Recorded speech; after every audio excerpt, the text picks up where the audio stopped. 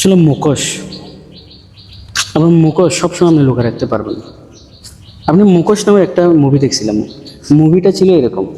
মুভিতে মোশাররফ করিম ছিল, রোশন ছিল নায়ক। তো ওখানে একটা কাহিনী ছিল, আসলে মোশাররফ করিম হচ্ছে ভিলেন, রোশন হচ্ছে নায়ক। ওখানে একটা কাহিনী কি বলেন, মানে মুখোশের আড়ালে উনি মোশাররফ করিম একজনের স্ক্রিপ্ট, একজনের লেখাকে পুঁজি করে উনি নোবেল বিজয়ী হতে চেয়েছিল। ওখানে একজন লেখক ছিল, ওনার নাম ছিল ইকবাল মিয়াজি। ইকবাল মিয়াজিকে উনি ইকবাল মিয়াজির লেখা পুঁজি করে উনি চেয়েছিলেন ফেমাস হতে, মানে উনি নোবেল বিজয়ী হতে।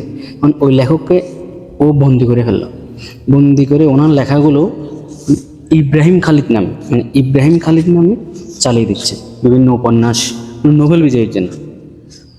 তো এক সময় এই জিনিসগুলো না ধরা পড়ে যায়। ওই নকল জিনিস কখনো আসল হয় না, চকচক করলে শোনা হয় না। তো এই জন্য আর কি এই জিনিসগুলো না, ওই জন্য সবসময় কি নকল কখনো দিয়ে মানে ফেমাস হতে পারবো না। ইকবাল মিয়াজি একসময় ছাড়া পেল, আস্তে আস্তে মোশাররফ করিম মানে যার ইব্রাহিম খালিদ নামে যার উপন্যাসগুলো বের হয়েছে ওগুলা উন্মোচন হলো, লেখাগুলো ছিল যে আসলে ইকবাল মিয়াজি। ইব্রাহিম খালিদ কখনোই লেখা লিখতো না, উনি চেয়েছে ইকবাল মিয়াজিকে বন্দি করে উনি ফেমাস হওয়ার জন্য, উনি নোবেল বিজয়ী হওয়ার জন্য। তো এই মুখোশ